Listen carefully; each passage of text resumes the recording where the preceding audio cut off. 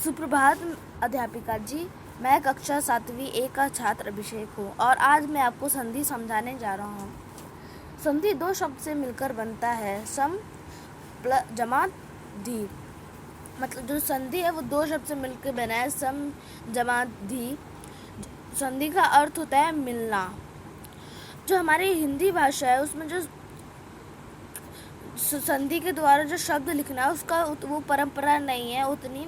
मतलब हिंदी भाषा में संधि के द्वारा शब्द लिखना उतना ज़रूरी नहीं है। और जो लेकिन संस्कृत भाषा में जो संधि के बिना तो कोई काम ही नहीं चलता है। संस्कृत भाषा में संधि से ही शब्द बनते हैं, क्योंकि जो संस्कृत के व्याकरण की जो परंपरा है वो बहुत पुरानी है। और हम अगर संस्कृत भाषा को अच्छी तरह जानना है तो उसके लिए हमें पहले से व्याकरण पढ़ना पड़ेगा एकदम अच्छे से। और जो शब्द रचना में भी जो संधि बहुत काम आता है।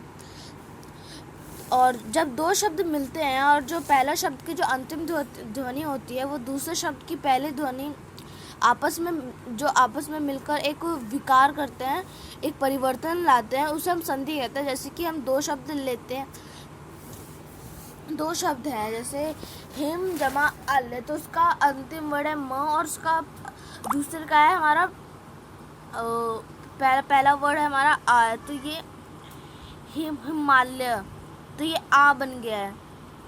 तो ये ऐसे इसी हम संधि कहते हैं। जब जो पहले शब्द की जो अंतिम ध्वनि होती है और दूसरे शब्द की पहली ध्वनि होती है वो जब एक नया शब्द बनाते हैं, विकार करते हैं, तो उसे हम संधि कहते हैं। अर्थात संधि किए गए शब्दों को अलग अलग करके पहले की तरह करना ही संधि विच्छेद कहलाता है।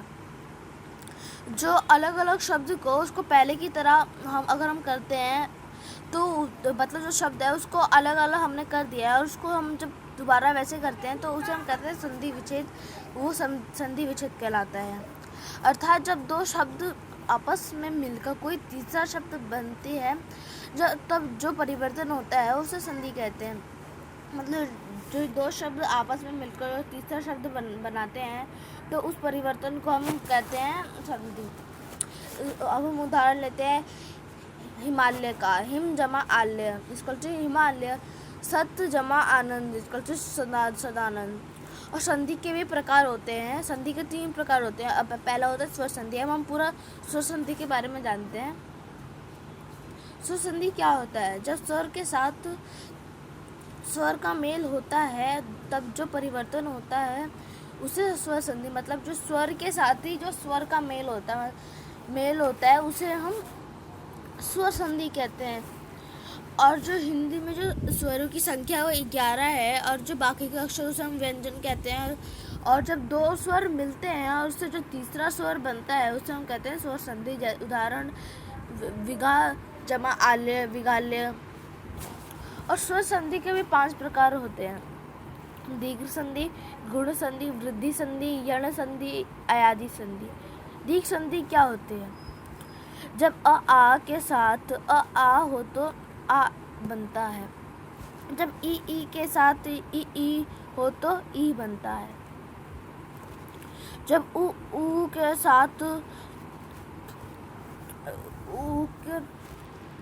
साथ तो इसका मतलब है कि जब आ के साथ आ होता है तो जो हमारा शब्द बनता है वो होता है आ। और जब ई के साथ ई होता है तो हमारा शब्द बनता है ई। और जैसे हम थोड़ा एग्जाम्पल लेते हैं।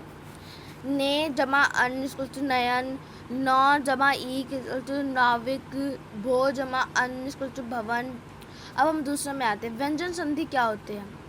मतलब ये भी उसी का भाग है। ये भी स्वर जो हमने पढ़ा था, ये संधि के प्रकार हैं। ये हमने पहला तो स्वर संधि जान लिया। अब हम दूसरे स्वर संधि में आते हैं।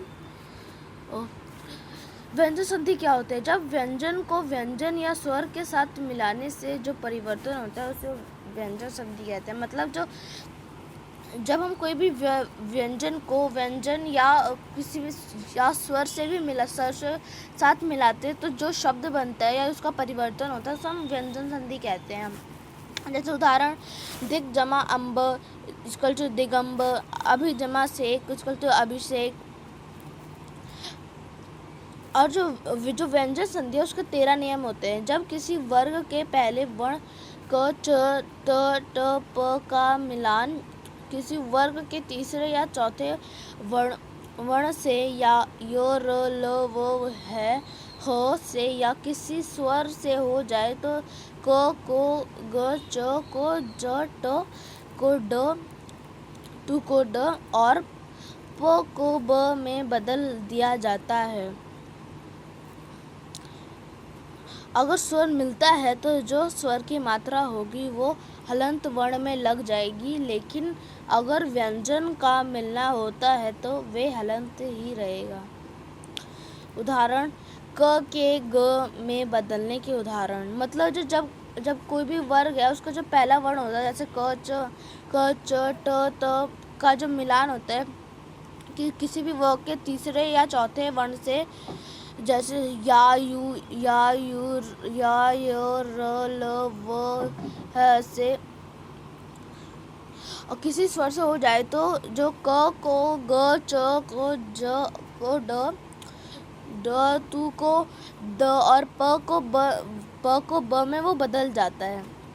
अगर स्वर मिलता है तो जो स्वर की मात्रा होगी वो हलंत वर्ण में लग जाएगी, लेकिन अगर व्यंजन का जो मिलन होता है उसमें हलंत ही रहेगा। जैसे क के ग में बदलने का उदाहरण, म जमा ट ठ ड ड़ के उदाहरण, दम जमा द इक्वल टू दंड, खम जमा द इक्वल टू खंड। ऐसे बहुत सारे अलग अलग शब्द के, जैसे म प फ ब भ म के उदाहरण, सम जमा पूर्ण इक्वल टू संपूर्ण, सम जमा भव इक्वल टू संभव। अब हम दूसरा पढ़ते। और यदि किसी शब्द में कहीं